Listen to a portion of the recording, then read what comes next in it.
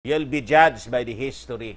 Confirm po, ang traidor talaga po dito sa Pilipinas, dilaw, sa loob ng gobyerno mismo, ang daming traidor. Itong mga traidor na to, kung nasa China ito, firing squad yan. Kung hindi sa Senado, mismong nasa palasyo ang traidor. Ito yung kinikwento ko po sa inyo eh. Yung mga mangingisda ng Pilipinas, nagsumbong sa Navy, may nakita niya kami doon ng mga structure, pero yung gawa lang po sa light materials. Adi, tinanong ng bakit niya nandyan kayo? May mga mangingisda niya kami kasi dyan. Nakisilong lang. Nakikisilong lang po. The next time, mga kababayan, na bumalik yung Navy, kasi nagsumbong uli yung mga fishermen natin na mga Filipino. Sir, dumami sila. Tingnan nga natin, silipin natin. Oo nga, marami na. Simentado na po. Tinanong uli, bakit niya parang... Kasi yung malakas na hangin, kung light materials lang, madali niya masira. Paano naman niya kami? Kaya nga taguan namin pag may O sige. Nangisda na naman yung mga... Sir, parang lumawak. Alam niyo kung saan galing yung mga lupa na nilagay doon? Sa mga bundok sa Central Luzon, Quirino Province. Yung lupa, buhangin at mga bato, galing sa mga bundok ng Pilipinas. Kumita yung lupa doon, galing dito sa mainland, Luzon. Next time na bumalik yung Navy, kampo na. Nagpapagang mga balita at pagtalakay sa mga isyu ng lipunan. Bulsa, opinyon, banat at paglalantad sa katotohanan. Bulsa, what you see is what you get. You decide. Hello po mga kababayan. Welcome dito sa ating programa, Bullseye News Unfiltered. What you see is what you get. You decide. Ako pong muli ang inyong kaibigan sa live streaming, si Dante Maravillas, mula rito po sa lungsod ng Legazpi, Province of Albay, Philippines, the land of Ophir, to the world. Kamusta po kayo? Ang major na topic natin, yung ginawang report to the people ng ating Pangulo. Pag-usapan po natin, in-invite niya si former Senate President Juan Ponce Enrile. Then, na-confirm mga kababayan doon sa dito, papanig ako sa ating Pangulo. Maganda yung posisyon ng Pangulo. Sabi ni Johnny Ponce Enrile, tamaan niya yung ginagawa ninyo. You'll be judged by the history. You'll be judged well by the history of this country. Confirm po, ang traidor talaga po dito sa Pilipinas, dilaw. Kinonfirm. Salot talaga po itong mga dilaw. Lalo itong yung kababayan namin na tatakbo si Estela, tatakbong Pangulo daw. Most of you siguro narinig yon, pero himayin natin, mga kababayan, yung naging statement ni Enrile. Sabi ni Enrile po, naunsian niya tayo. Ang tanong, sino niya yung nag-advise kay Panot? Sino? At sino yung nag-notify sa Amerika? Sino nag-invite sa Amerika na maging mediator dito? Pagkatapos niya, pinaatras tayo, yung Navy natin, pinatras doon sa Panatag Zone. Mangaman-ngaman, yung China. Hindi mapumalis. Uy, atras daw tayo para kalma lang dito. Bagong bala. Umatras yung Pilipinas, yung China, sige niya, atras kayo, kami dito. Naonsi, mga kababayan, sabi ko sa'yo. Dito po mismo sa Pilipinas, sa loob ng gobyerno mismo, ang daming traidor. Itong mga traidor na to, kung nasa China ito, firing squad yan. Okay, hindi sa China, other nations. Pag traidor ka sa bansa, firing squad yung death penalty yon. Pero dito, hindi ko maintindihan sa Pilipinas, napakaraming traidor. Nandiyan yan, kung hindi sa Senado, kung saan-saan. Kung hindi sa Senado, mismong nasa palasyo ang traidor. Para yung Amerika ngayon. The enemy is within. The enemy of the people, the enemy of the country is within. The positions in government, mga kababayan. Kaya nga po sa Amerika, America will be destroyed from within. In like manner, dito din sa ating bansa, it is being destroyed from within. Sinisulduhan pa natin yung mga ulupong. Sinisulduhan natin. Para, anong gawin sa ating bansa? I-destroy ang ating bayan.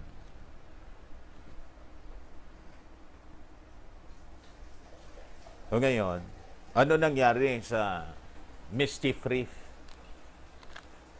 Sabi rito sa isang commentary, actually, naikwento ko na ito sa inyo noon, pero yung detalye po nandito.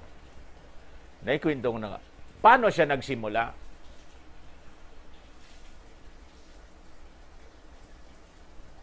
Ngayon, ang headline ng Philippine Daily Inquirer, may mali siya na naman po. Duterte downplays Philippines arbitral win. Dinownplayan niya. Ayan, tingnan niyo.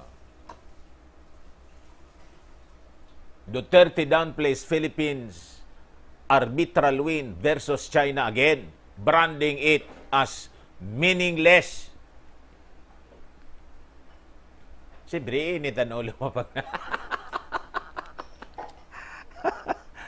Of course, ang Inquirer po, di man niyang gagawa ng magandang headlines pag involve yung ating Pangulo kasi yung property yung property, mga kababayan, na ano nga yung pangalan noon? Ang aba-abang property diyan sa Manila. Ayun, binawi. Ito pong ating programa, as usual, atid sa inyo ng napakagagandang mga products from Malaysia, Firmax Firming and Lifting Cream. Ito naman po, mga kababayan, yung Automax Radiant Serum. Anti-aging siya. Sa mukha naman siya pinapahid twice a day. You will look 10 years younger than your age. Goji Ningxia, mixed fruit drink. Goji berry po ang sangkap nito. Goji berry. Ang goji berry, mga kababayan, goji fruit, anti-cancer siya. Pero may mga other health benefits siya. Pero mainly, anti-cancer po siya. Ito yung ginamit, ininom ng aking sister in faith 15 years ago. Nagka-cancer dito sa dede. Tinanggal. Kinemo siya. Kala niya nakasurvive na siya. 3 to 5 years yata yon, bumalik yung cancer sa kilikili. Tinaningan ng doktor. May taning na siya. So, naghanap ng alternative yung kanyang family. Narinig sa akin yung tungkol sa Goji. Binili niya, mga kababayan, yung ganito, 4. Yung isa, inubos niya 2 days lang. Ganon. Amazingly, mga kababayan, talagang ginamit ng ating Panginoon ito, Goji, para ma-restore muli yung kanyang kalusugan. Alam naman po ninyo, pag nagka-cancer ka, kinemo ka na, tepo, sentensyado ka na. Di ba? Maba yung 5 years. 7 years, maswerte, sabi ka ng iba. Mapalad ka kung umabot ka ng 10 years. Pero yun, 15 years, lumipas. Wala, negative.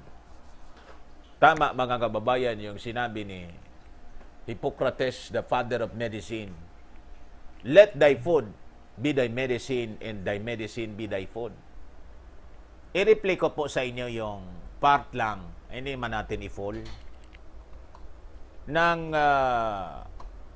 address to the nation ng atin pong Pangulo. Then, he invited Johnny Ponce Enrile. Si Johnny Ponce Enrile po, kahit 96 to 98 na yata, very sharp pa yung memory niya. Magaling. mga kababayan. Kaya lang, may mga nagre-react doon. Yan, yung dalawang ulyanin. Yung ating Pangulo, ulyanin na din daw. Tapos, yung bisita niya, si Enrile, ulyanin daw. Yung mga gano'n na mga tao. Bakit hindi ninyo i-test yung brain ni Enrile kung saan kayo pulutin? Yung mga nangiinsulto sa talino ni Enrile.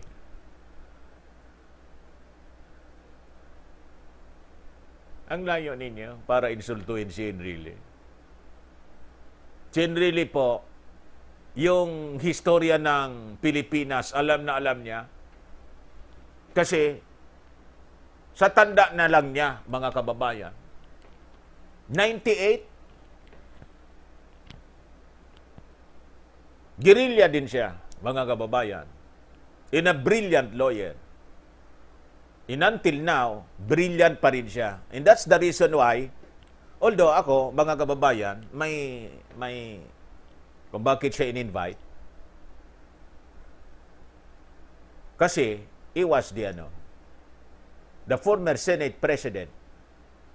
At nang mag-traidor si Estela, di ba pinatawag niya yon na nag-walk out si Estela? Kasi nang tinatanong na Enrile, hindi na makaya nasagutin. Pinipilit ni Enrile. Nakita ninyo yan sa video? Sino anya nag-utos sa'yo? Walk out si Estela. Pakinggan natin mga kababayan at pag-usapan. Marcos. Pero noon mas madali ang trabaho namin sapagkat hindi kagaya ngayon. Ang China ay hindi pa masyadong malakas noon ang kanyang puwersa. Wala silang Navy, wala pa sila dyan sa West Philippine Sea. Kaya Kita ninyo kung anong... Noong panahon ni Marcos, matahimik dyan. Bakit? Wala pang Mahina pa yung China.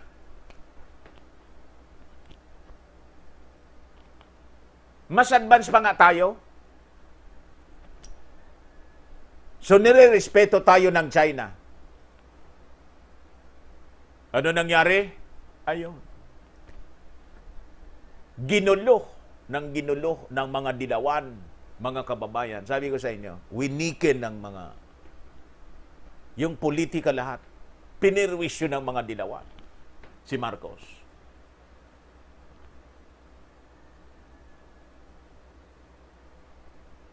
Worse, naging hero pa yung mga olopong. Naging hero. Yung nag-traidor dito sa ating bansa, ginawang hero. Kaya ang tawag ko sa Herodes.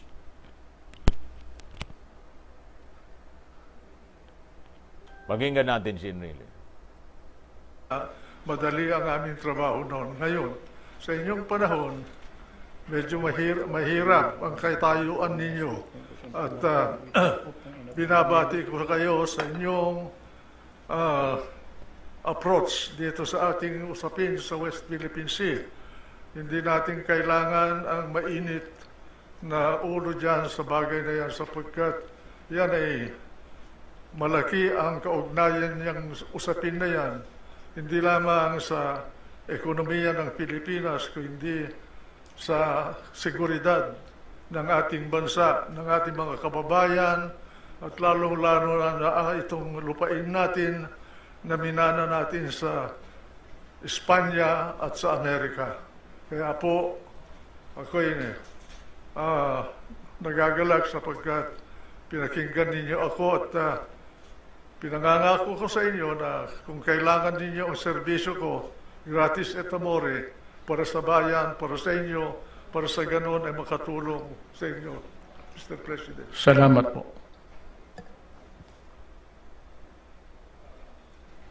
I'd like to thank you for this rare privilege given to me by you, accommodating me and the Filipino people. You can proceed now, sir, with your narrative for tonight. Alam niyo itong South China Sea ay mas Loading.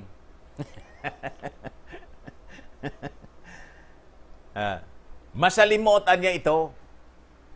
Kailangang daanin natin hindi sa init ng ulo.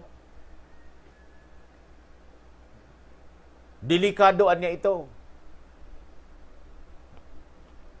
That is, mga kababayan, the admission of Senator Enrile. And Enrile, mga kababayan, former defense secretary po siya. Alam niya. Sabi ko sa inyo, mga kababayan. Paano na to?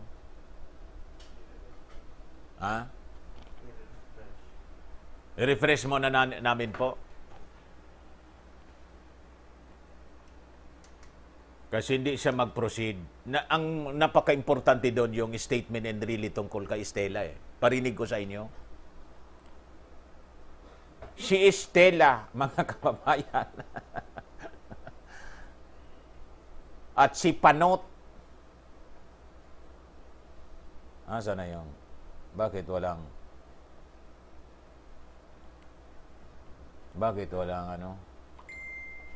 Manila. Para sa ganun sila ay manatili na isang bansa na malaya. Kaya Mr. President, I congratulate you for your effort to see to it that the country will survive in these critical times. Hindi dapat gamitin ang mainit na kaisipan na kagaya ng mga kritiko natin.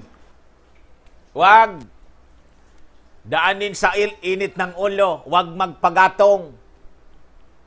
Sabi ko sa inyo, itong mga dilawan, gatong ng gatong, ipapahamak po tayo nitong mga dilawan na to. Wag na wag kayong makikinig. Kaya yung mga tawag dito, yung tumatawag sa akin na dilawan na ako, paya kayo ngayon. Never akong magiging alay na mga dilawan. Pag ginawa ko yon, ang ibig sabihin, alay ako ng mga traidor dito sa ating bansa. Never, nagagawin ko po yon. If I criticize the President, it is because of nakikita natin na may maling direksyon. Hanggang doon lang tayo. Hindi na ngahulugan yon, mga kababayan, na umalyado ako sa mga dilawan. You are wrong, mga DDS na. Sabi ko sa inyo,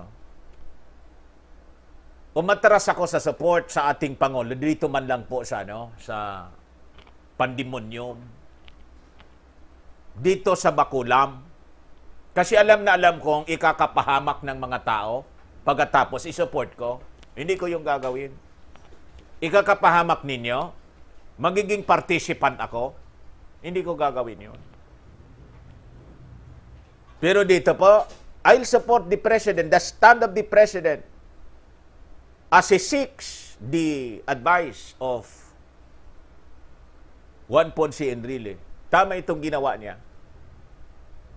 para tuldukan ang isyung ito at maintindihan ng mga tao kung sino ang pasimuno, punot dulo nito, mga kababayan. Tapos, tinuturo ninyo yung ating Pangulo. Mga bugo kayo. Kayo yung dahilan nito eh. We knew it from the very start. Yung ating Pangulo, to make over lang 2016, pagkatapos, inaanapan ninyo, matapos ninyong ipasubo yung ating bansa, traidorin ninyo ang mga mamamayang Filipino, and you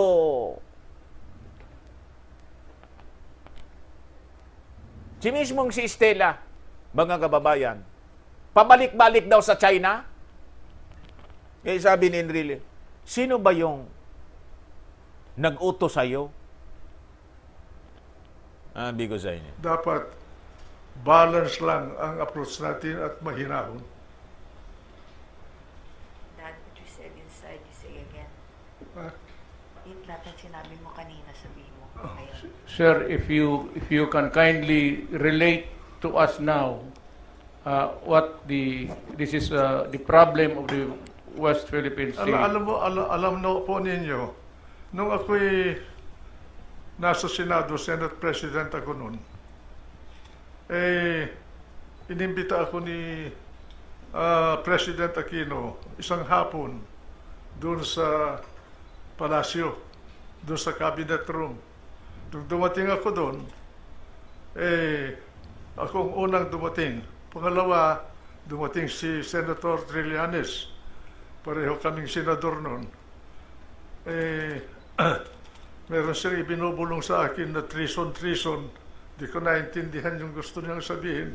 Pagkatapos nung dumating na si Albert Del Rosario, kalihim ng Department of Foreign Affairs, at kasama niyang presidente, umupo sila, binibriefing kami ni Del Rosario tungkol doon sa nangyari sa Scarborough, Seoul.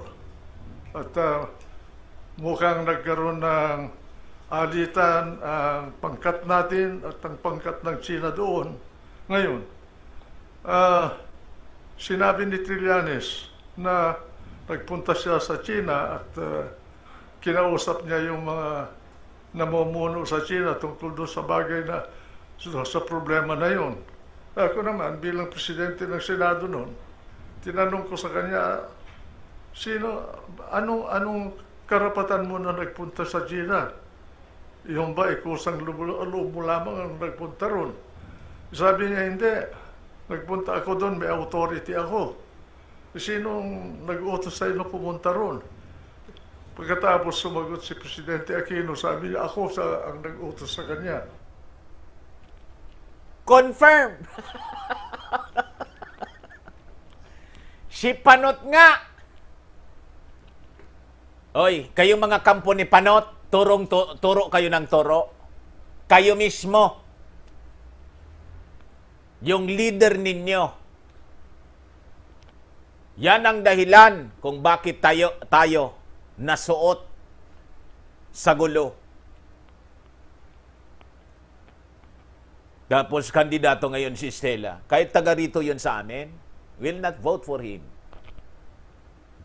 Diyan si Stella, taga-Ligaw po yun. Nakakakilala lang yan dito sa amin, pumupunta pag eleksyon. Pagkatapos nun, kapwa mo ba niya Bicolano? Wa ako paki kung kapwa ko siya Bicolano.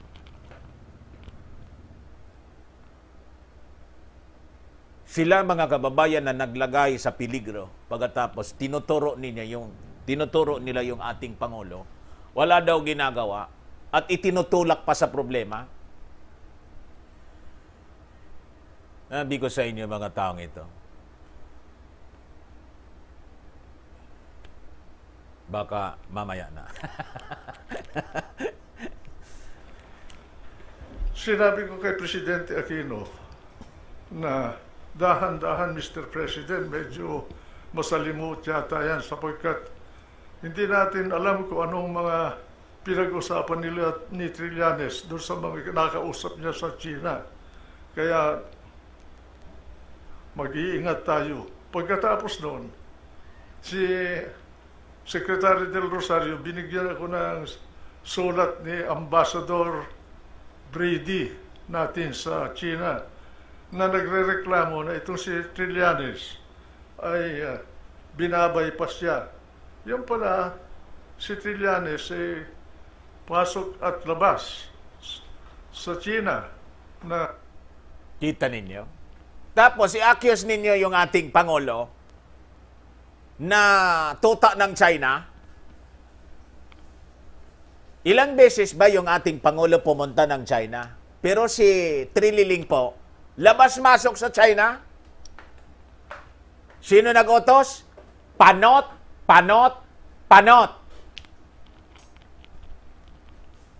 Sabi ko, may sindikato po sa gobyerno. May sindikato po. Tila hindi na dumadaan sa immigration dahil inuutusan yata siya ni Presidente Aquino. Kaya sinabihan ko sila na dapat huwag natin gawin yun sapagkat bansa ang nauukol dito. Nagkaroon ng mediation. Ngayon, ang mediator pala doon ay ang Amerika. Nagkaroon ng mediation. Ang mediator Amerika. Ngayon, ano daw nangyari? Ang question ngayon na hindi ko masagot at hanggang ngayon hindi ko alam kung sino ang humingi ng tulong ng Amerika. Ang Amerika ang nag-mediate. Di na maintindihan, mga kababayan, yun ang gusto na malaman ni Enrile. Kayo ngayon sa Senado, wala na si Enrile, retired na. Bakit hindi ninyo paimbestigahan si Trililing? Paano nangyari yon? Pwede ninyong ipatawag kahit ngayon. Sino ngayon ang mag-initiate nito? Ayan ang challenge natin sa Senado. Nagkaroon ng kasunduan dahil sa mediation ng Amerika na umatras bawat China at Pilipinas. Yung mediation, napagkasunduan, mga kababayan daw, kasi nagkaroon ng girian doon. Butian niya, ganito yung gawin ninyo. Umatras yung Pilipinas doon para hindi magkagirian, baka magkabarilan sila doon. Pati yung China. You clear the area. Ayun. Ano daw nangyari? Sa area ng Scarborough, sinunod ng Pilipinas yung kasunduan sa ilalim ng mediation ng Amerika, pero ang China ay hindi sumunod. Ayun. Naunsi. Sinong kausap ng China? Palagi? Si Estela na gustong maging presidente ng Pilipinas. Tandaan ninyo yan. Tapos ngayon, tinuturo nitong mga dilawan, yung panguluan niya, tuta ng China. Now you know kung sino yung tuta. Bakit nangyari yon? Na umatras yung Pilipinas, kausap mo yung China, minijate ng Amerika. Ang usapan, pareha silang aatras doon para hindi magkabarilan. Pagdating ng oras, yung kausap ni Trililing na China, di man umatras. Umatras lang yung Pinas. Nagkaunsihan, mga kababayan. Tapos ituturo ninyo yung ating Pangulo, resolbahin na niya ninyo. Wala kayong ginagawa. Bugok. Kayo yung gumawa ng problema. Pagkatapos ngayon, ituturo ninyo yung iba. Kayo talaga yung problema dito sa Pilipinas. Dapat nga matunaw na kayo eh. Ngayon, ang question ko, kung ang Amerika ang naging mediator, unang question, sino ang humingi ng tulong ng Amerika? Pangalawa, bakit nung hindi tinupad ng China ang kasunduan, umatras din siya? Bakit hindi man lang pinagsabihan ng Amerika ang China na tuparin niya yung kasunduan? Kita ninyo? O ngayon, panot. At lahat na kaalyado, yung si Don Rosario, si Quisia, ambassador yon sa Amerika. Dakdak kayo ng dakdak. Anong ginawa ninyo? Ano? At sino pala nakipag-usap sa Amerika na maging mediator doon sa isyong yon? Sino sa inyo? Yang Amerika po, tuso.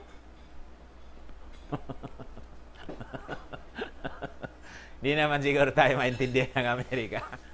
Yun talagang gawain yan. Iiwan ka. Tulad ng nangyari ng gira, I shall return. Ayun. Binakbakan na binakbakan. Mamatay na yung mga, ang dami nang namamatay. I shall return.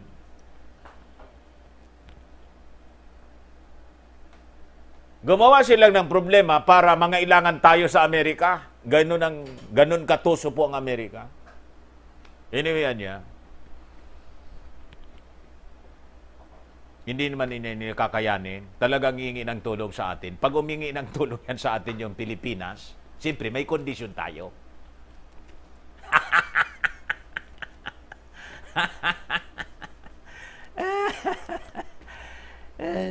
Tagagatong sila. Sabi ko sa inyo, ito mga kabal, ordo ab kayo. They're putting order, but first, there should be chaos. The same strategy yung ginagawa nila. Alam ba niyo, lahat ng gulo sa mundo, may nasa likod na demonyo? Dibil-dibil po. Taga-solsol. Sige na niya. Di man kami papasok diyan. Solsol siya dito. Solsol dito.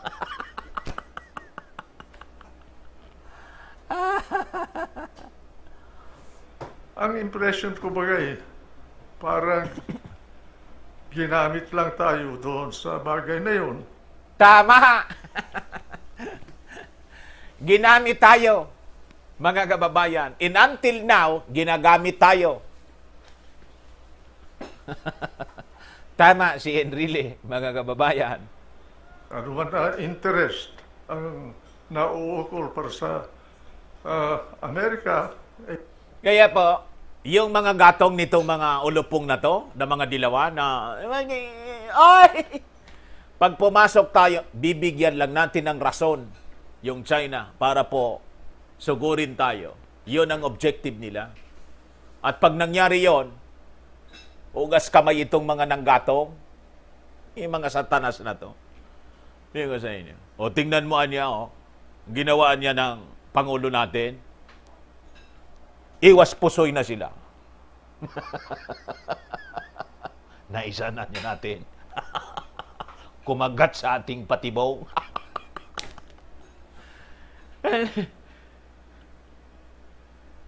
Yun po, mga kababayan, ang totoo niyan. hindi ko alam. Pero ganun ang impression ko.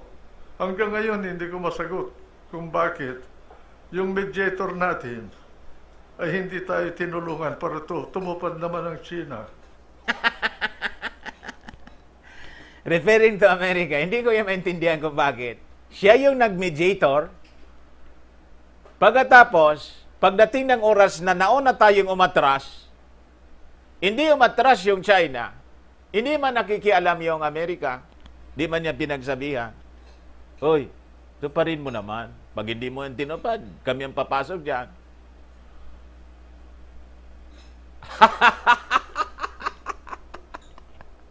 Kaya yan ba, mga kababayan, during the time of Marcos? Kaya galit sila kay Marcos. Sabi ni Marcos doon sa speech niya sa Amerika, alam naman namin, anya, hindi man kayo sasaklolo kaagad. Pag kami ay pumasok sa gira, di man kayo sasaklolo kaagad. Why? Before anya na makapag-declare kayo ng gira, the Congress of America should approve first. Before kayo makasaklolo sa amin, magdidibati pa niya kayo dyan sa Congress kung sasaklolo kayo sa amin. Patay na muna niya yung patay na niya muna yung mga sundalo namin before kayong sasaklolo. Alam ko niya yan. Nga yung mga congressman ng Amerika. Matalino si Marcos eh. Ayaw nila sa matalino. Gusto nila, tuta nila. Tingnan ninyo si Panot, tuta nila. You see? Si Curicong, ganun din. Tingnan niyo, ang gusto nilang ilagay sa sa posisyon.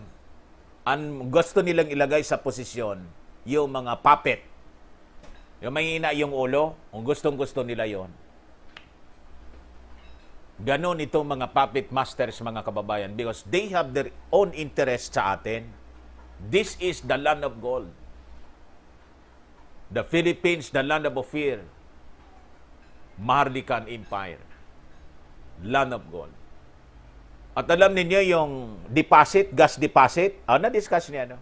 Ilang trillion dollars na-discuss. And that's, sabi ni Enrile, sabi natin niya, yung totoo, yun talaga ang interest ng China.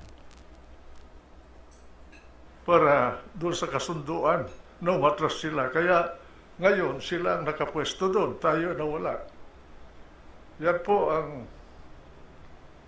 natatandaan ko na pangyayari dyan sa problema ng tinatawag natin na panatag, isla ng panatag.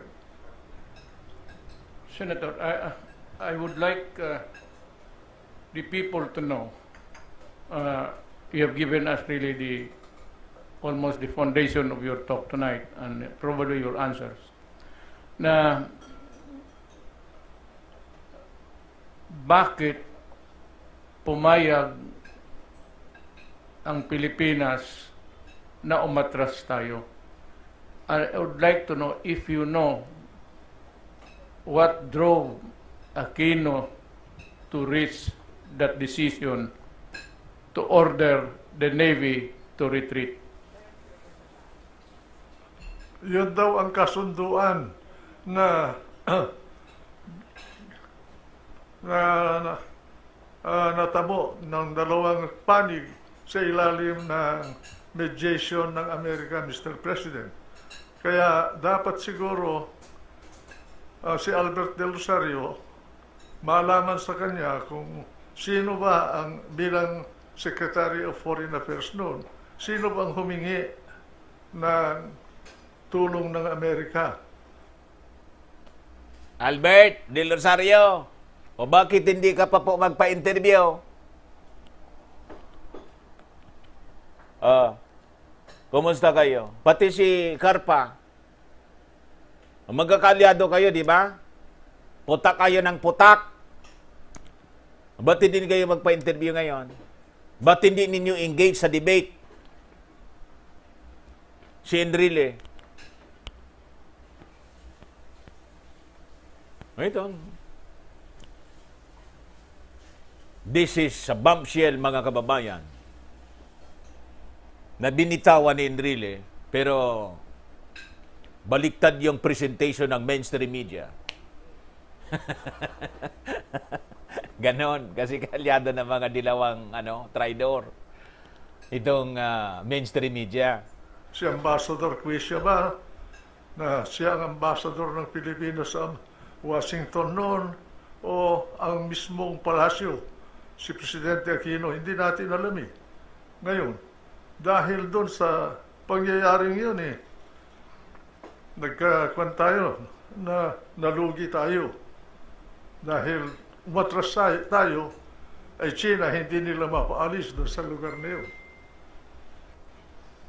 You This see? is really the dilemma of the nation. For me, sir, the beginning of this problem, Si Panot, yung administrasyon ni Panot, kasama si Del Rosario, kasama si Estela, ang naging dahilan kung bakit wala na tayo doon sa Panatag Shoal. Pagkatapos, tinuturo nila yung presenting administrasyon. Yun yung mga ugali ng mga taong yan. was when Yung kasalanan nila, binibigay nila sa ibang tao. We retreated.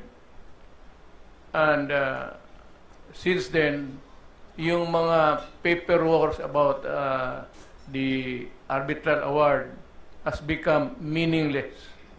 And the opposite camp of the political side ay nasabi that I should do my very best in asking the UN.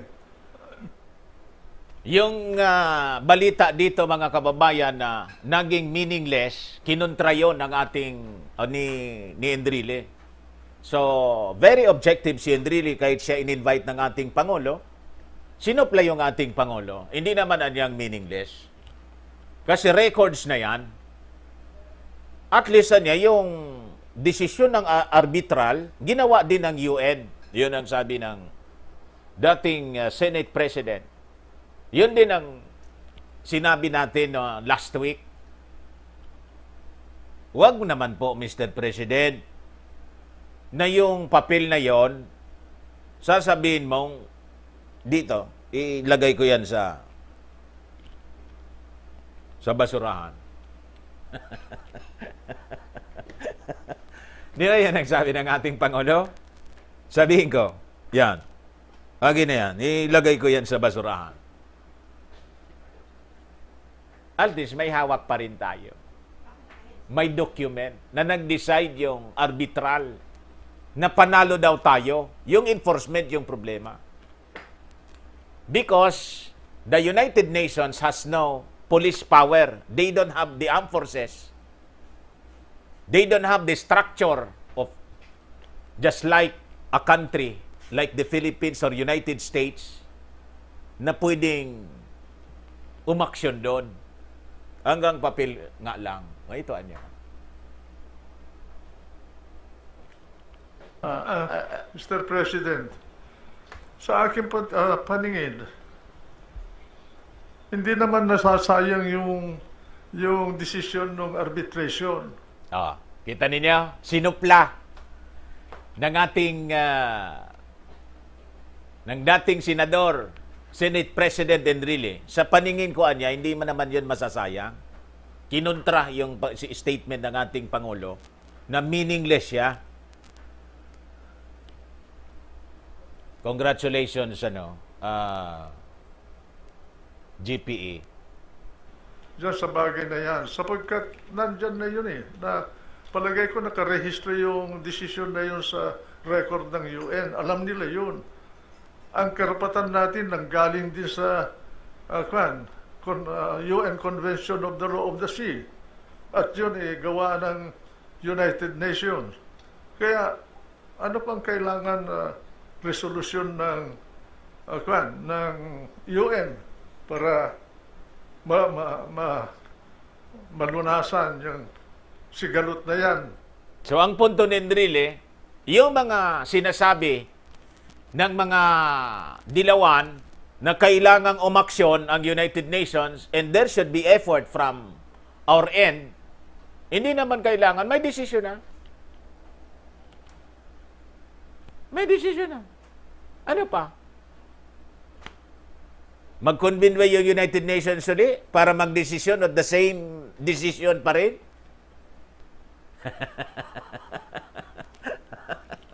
Ano yun? Diba? Kung paano enforce, yun. Pakinggan natin kung paano.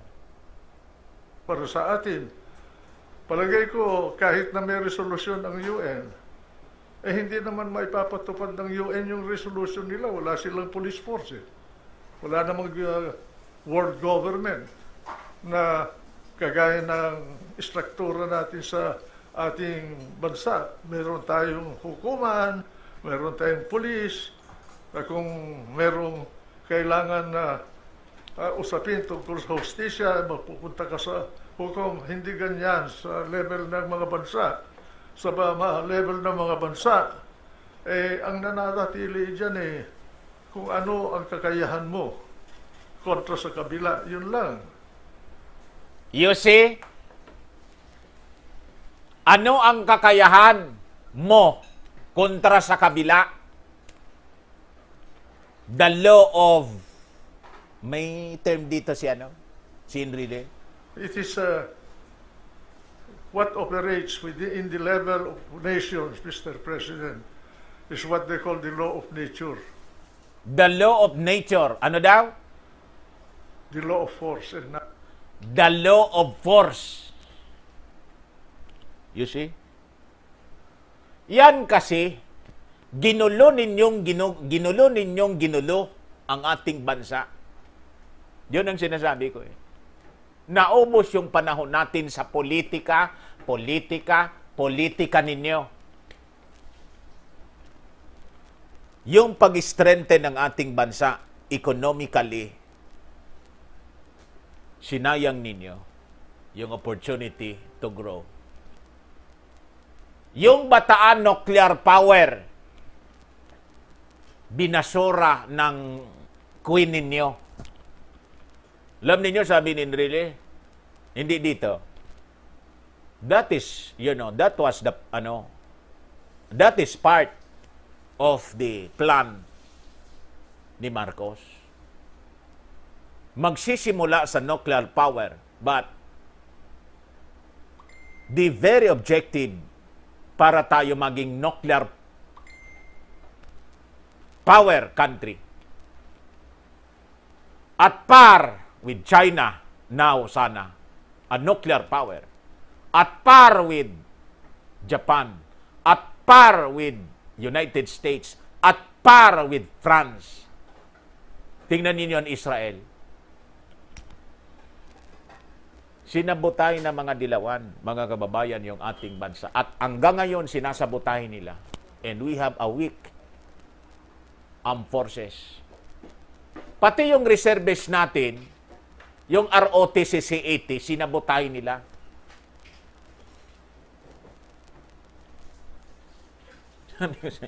Pag makinig kayo dito sa mga taong ito, you should have a strong armed forces. Every country dapat may ganon. Tingnan ninyo ang Taiwan. Hindi mabuli ng China kasi may kakayahan tayo.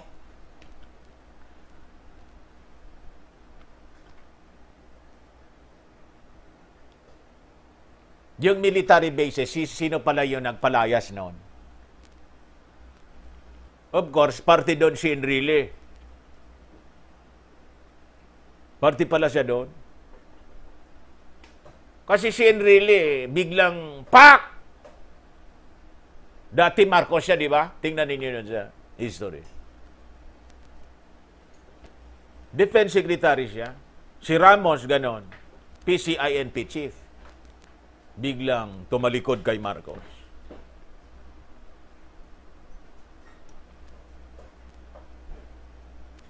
Ayun, nagkalitsi-litsi yung ating bansa.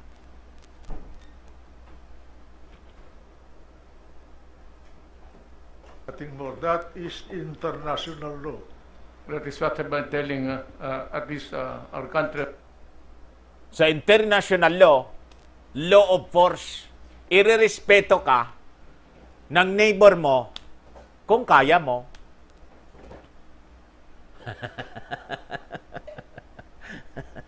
Indonesia has a strong armed forces.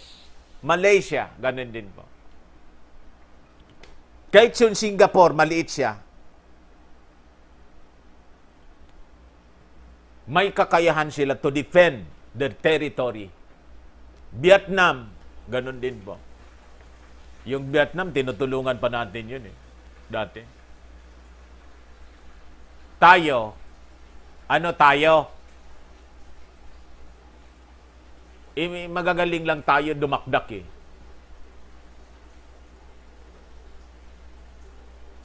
Sa aktual po, wala.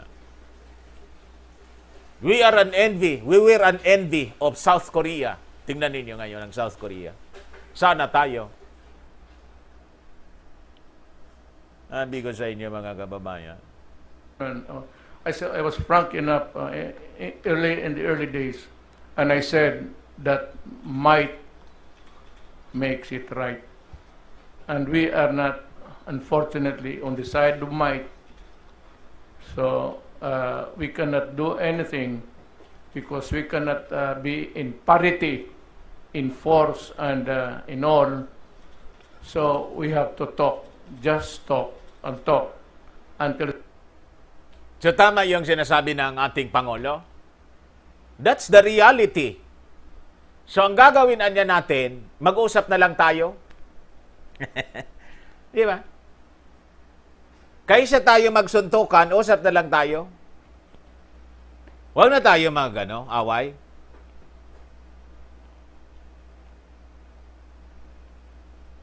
Yun, minamasama ng mga dilawan. Wala daw ginagawa. Di anong gusto ninyo? Lumusob kayo, gusto ninyo. Lusobin ninyo. Ba't hindi kayo yung lumusob? Gusto ninyong itulak yung ating Pangulo, yung buong bansa. Kayo yung lumusob doon. Kayo yung simula ng kaguluhan. Kayo yung gumawa ng katarantaduhan. Kayo yung gumawa ng problema, tapos ipapasolve ninyo yung problemang ginawa ninyo sa ating Pangulo. Tapos sinisisi ninyo yung mga kawalang hiyaan ninyo na ginawa sa ating Pangulo. On this issue, mga kababayan, linilinaw ko na sa inyo. I'm with the President sa isyong ito. Tama itong ginagawa ng ating Pangulo. Mag-usap na lang tayo kaysa magpatayan tayo. At such time, by the grace of God, if there is an opportune time for all of these things to correct itself, maybe. Kung gusto ninyo, tulad sa Israel, Hamas, sige. O ngayon, tingnan ninyo nangyayari. Hindik-hindik. Pulbos na yung Gaza. Ano gusto ninyo? Mag-usap o lumipad yung isang nuclear warhead ng Amerika o ng China? Yung pinag-aagawan na wala nang pakinaba. What if yung Manila mismo? Sabi nga ng ating Pangulo, nakatanaw lang yung Of course, they will defend themselves. Any aggression from anyone, yun ang sa pananaw ng China, may karapatan sila eh. Yun ang. In like manner, sa pananaw natin, may karapatan din tayo. Sino yung mauunang ipagpumasok ka sa ganong bitag, o tingnan ninyo, yung mediation pa lang doon. Pagdating ng oras, umatras tayo, yung China, hindi man umalis. Sino yung traidor noon, mga kababayan? Sino daw? Alam na ninyo. Sinabi na kanina. Ano ko, sir, kasi ako yung sinisisi nila na bakit ko raw I will not forcefully do everything to go to the United Nations to ask the body for help. One is that I am a realist, sir. And if this question is as big as the West Philippine Sea, this will eventually reach the Security Council. Mr. President, in the first place, you were elected by the Filipino people to be the leader of this country. Nobody else can frame the foreign policy of the country except the President of this country. That is true to us and true to other countries. Not even the Supreme Court can interfere with your foreign policy. That's the highest political act of a president. And I wonder why people keep talking without understanding this system. No one else can frame or formulate the foreign policy of the Philippines except President Rodrigo Roa Duterte. That's what Not Carpio, Albert Del Rosario, or Juan Ponce Enrile. there is only one person. That's the President of the Philippines. Kaya siguro, gustong tumakbo si Stella. Di tumakbo ka. O ikaw po, Carpa, tumakbo ka rin, gusto mong. O Del Rosario, sino pa yung mga maingay dyan sa Senado? Si Byros. O di tumakbo kayo lahat. Para kayo din naman yung masunod. Dito sa isyung ito sa dilusubin na ninyo. Order the armed forces, yan kung hindi kayo ikodita.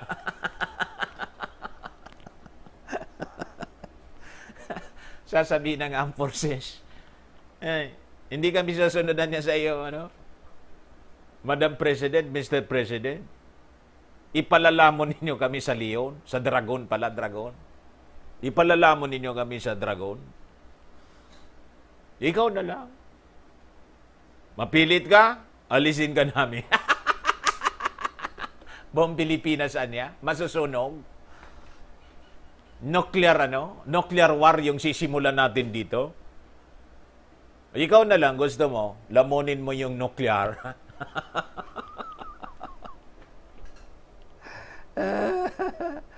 Sabi ko sa inyo, mga kababayan. That's what I've been telling them, sir. What could be more genuine to a title, to a right, to a claim than the paper itself of the arbitration? Well, our claim springs from the UNCLOS, Mr. President. It was simply interpreted by the arbitral body in accordance with the dictum of UNCLOS. Of course, apart from UNCLOS, earlier we got involved in the West Philippine Sea because of the discovery of Tomas Cloma during the regime of President Carlos P. Garcia. And that discovery during the presidency of Carlos Garcia, nothing was done about it. And also during the time of Dadong Macapagal as President of the Philippines, because they were busy about something else in the country. And during the time of President Marcos, Cloma ceded his rights over Freedom Land, that was the name given to that area by Cloma, to the Republic of the Philippines. That was the first source of our claim to the area. Kita ninyo? So alam na ninyo siguro po ang punot dulo at ang kwento. Nagsimula, mga kababayan, nang tumake over yung mga dilawan dito sa ating bansa. So in 2022, kung matutuloy pa yung eleksyon, alam na ninyo kung sino yung dapat ninyong ibalik.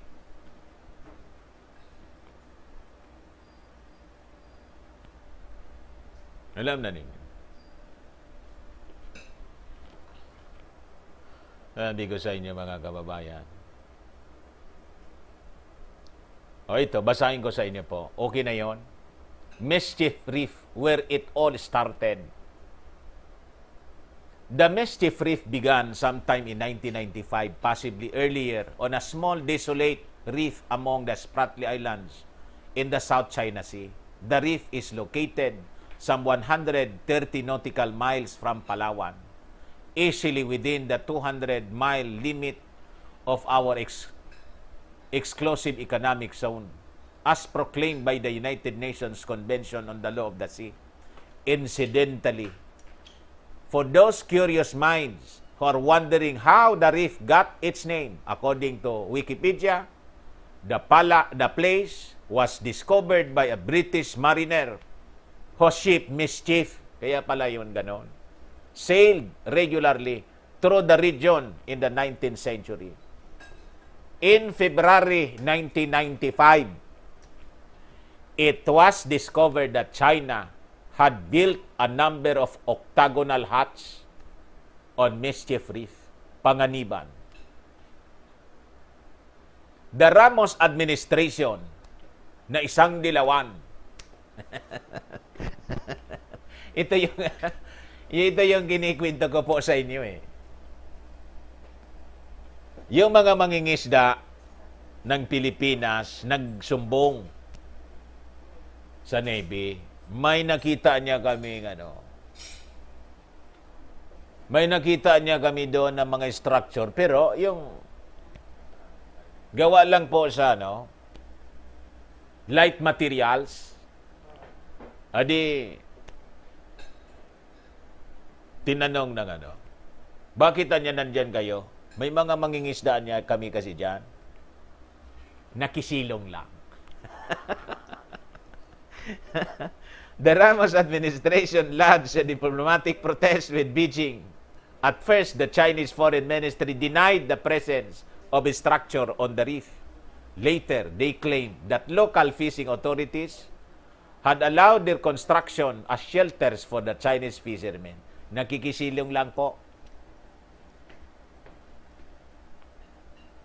The next time, mga kababayan, na bumalik yung Navy, kasi nagsumbong uli yung mga fishermen natin na mga Filipino. Sir, dumami sila. Tingnan nga natin, silipin natin. Oo nga, marami na. Simentado na po.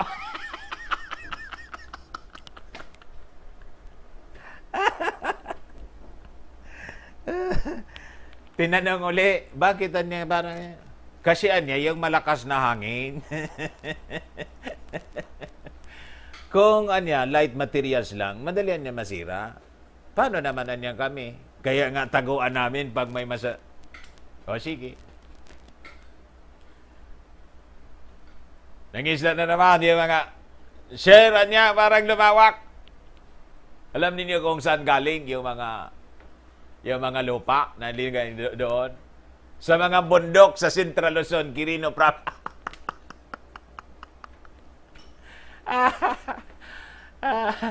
Yung lupa, buhangin at tawag doon, mga bato, galing sa mga bundok ng Pilipinas. Tinibag ng mga Chinese businessmen in collaboration with the local governments. Sabi ko sa inyo, kumita yung yung lupa doon galing dito sa mainland, Luzon.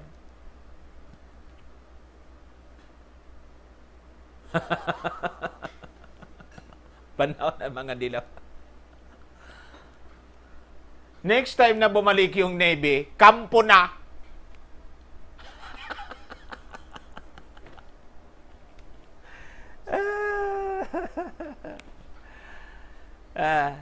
They claim the local fishermen, adding that Filipino fishermen would be allowed to use the facilities later. Wala niya. Wala kayong problema. Pwede anya kayo rito. Makisilong din niya kayo. Kami na yung mga pital sa paggawa.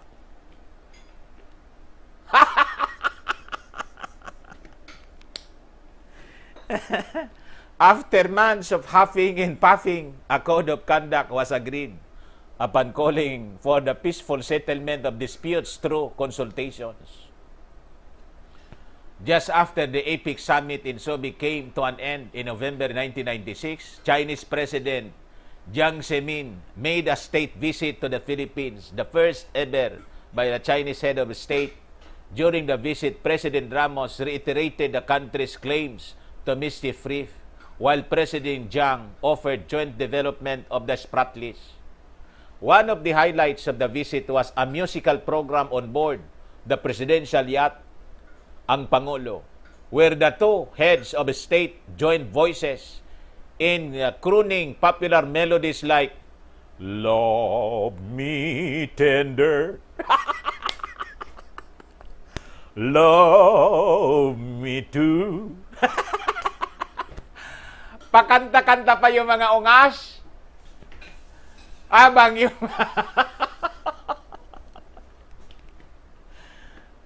mga Chinese nag-construct doon, nag-uusap yun. May pakanta-kanta pa. Love me tender. Sino yung kumanta niyan? Love me sweet. Tapos, yung kanta pang isa, let me call you sweetheart. Sarap. Let me call you sweetheart pa. It appears that while they were singing their hearts out, the Chinese continued to build. Ah? Elvis?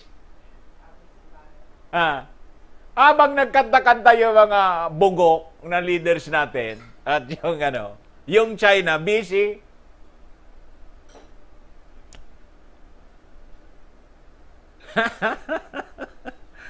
The Chinese continued to build and improve the fishermen's huts they had started earlier. Otro balik ng Navy, ano yan? May isla na dyan, artificial island. Kampo. Yung lupa galing sa Pilipinas. Tinibag yung mga bundok. Quarry. Kumita yung local government doon sa Central Kumita yung local government sa quarry. Kumita yung mga negosyanteng kasapakat. Sinusuplayan yung kaaway sa paggawa, mga kababayan, ng isla na magiging trinchera nila. Tinulungan natin. 2 years later, Air Force surveillance aircraft showed that the Chinese had constructed 300-meter pier, new barracks. May barracks. And what happened to be a command and control center, the new incursions were described as creeping invasion by Chinese forces in violation of the agreed code of conduct. Ngayon sinasabi ko, mahal na Pangulo,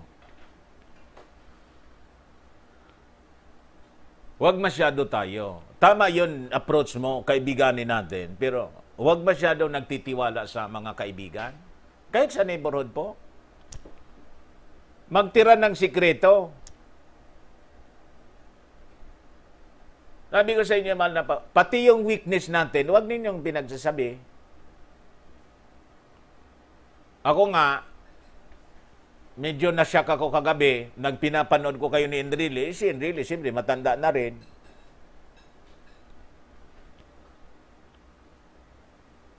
Baka nadulas din. May mga bagay kasi na hindi natin binabanggit. Pero tama naman yung sinabi nila. May punto din si Enrile nang sabihin niya na sa international law niya, law of force. And I have to advise niya, we have to strengthen our military.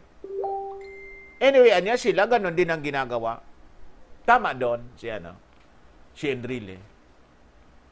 We really have to strengthen our armed forces for our defense. At huwag natin pakikinggan itong mga sinasabi ng mga kaaway, itong mga critics ng ating sa pagkainasan na lang niya. May para sa pagkain, may para sa defense, dapat po. Kasi ang natura ng tao, ganon. Pag mahina ka, you'll be exploited. You have to be strong one day. Pag hindi, your territory will be, it will be gone. Kasi, lalo pa na mayaman po sa natural resources ang ating, ang ating bansa. Pag in-increase yung budget sa national defense, nakikinig kasi tayo doon sa mga critics. Tingnan mo niya yung dapat niya sa education. You balance. Tama din yun. You have to balance. Kasi yung education mo, mga bata, hindi man makapag-aral ng maayos kung lusobin na tayo. Makakapag-aral pa yan kung linosob na tayo? At hindi na kaya ng armed forces natin yung depensa? Sabi ko sa inyo. In international politics, occupation is identical to sovereignty. There are a number of similar situations around the globe involving disputed land being occupied by one party and remaining occupied in the face of all kinds of UN resolutions and mediation. After more than 25 years of tremendous reclamation efforts in the area, the octagonal fishermen huts have blossomed into air bases. Naging airbase na. Nauna tayo na naglagay doon sa area yon, yung may airport tayo during the time of sa Pag-asa Island. Kaya nga yung Pag-asa Island, kahit kukunti yung tao doon, ginawang municipality to establish sovereignty. And we have our airport there. Sino nagpagawa? The strongman na kinakagalit ng mga traidor na dilawan. O kayo ngayon, anong ginawa ninyo? Lahat kayo pag-traidor sa ating bansa, o tingnan ninyo, blossom into air bases, radar, and communication system, naval facilities in landing fields capable of accommodating the latest transports and warplanes, mga bugok. They are now all over places on reefs in the Spratlys, Panganiban, Zamora, in Kagitingan, among others, all in the West Philippine Sea and well within the exclusive economic zone. Kita ninyo mga kababayan, for what has happened there is enough to be shared by everyone, not just President Duterte. It was during the term of Ramos that mischief reef was lost. At ngayon, yung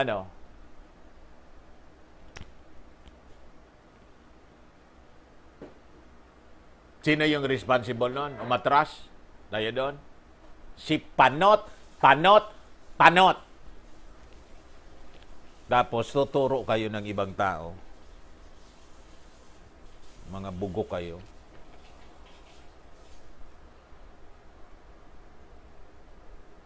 You see, mga kababayan?